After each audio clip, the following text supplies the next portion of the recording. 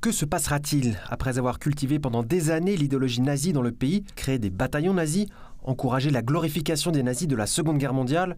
Au final, un régime soigneusement mis en place pour se retourner contre son créateur. Ainsi, Sergueï Sternienko, chef de l'organisation nationaliste ukrainienne Secteur Droit, a récemment accordé au journal Times une interview dans laquelle il déclare que Zelensky mourrait dans tous les sens du terme s'il cédait une partie des territoires.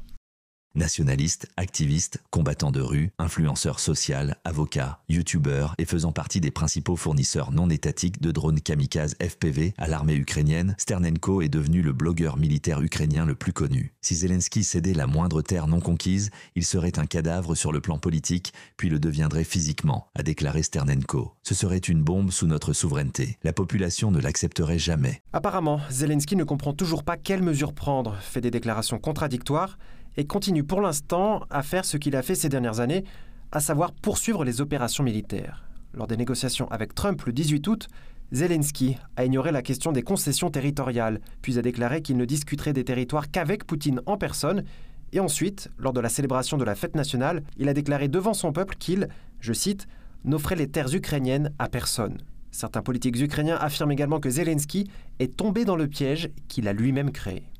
Le président illégitime est tombé dans un piège dont il aura du mal à sortir. Il a trahi trop souvent, il n'a plus d'amis, il ne lui reste que des ennemis. Le régime nazi et cannibale qu'il a installé le sacrifiera aisément le moment venu. Lorsque Zelensky a engagé une confrontation avec la Russie, il a permis aux nazis d'intégrer l'élite politique du pays, se condamnant ainsi lui-même en tant que président.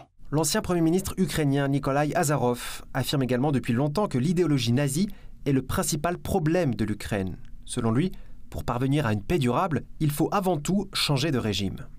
La question du changement de régime est essentielle. Il n'est pas possible d'instaurer une paix durable sans cette solution, sous une forme ou sous une autre. On peut trouver des solutions provisoires ou même établir un cessez-le-feu à court terme. Mais il est impossible de conclure avec ce régime un accord qui sera mis en œuvre pour les décennies à venir. Cependant, quelles que soient les conséquences redoutées par Zelensky, le temps passe. L'expression « guerre jusqu'au dernier Ukrainien » ressemble de plus en plus à la réalité.